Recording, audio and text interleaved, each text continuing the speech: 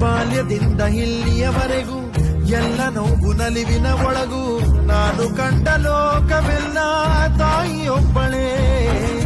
ನನಗೂ ಒಬ್ಬ ತಂದೆ ಇರುವ, ಕಾಣಲಿಕ್ಕೆ ಬಂದೇ ಬರುವ ಎಂಬ ಕಥೆಯ ಒಪ್ಪಲಿ ಹೇಗೆ ಬಂದ ಕೂಡಲೇ.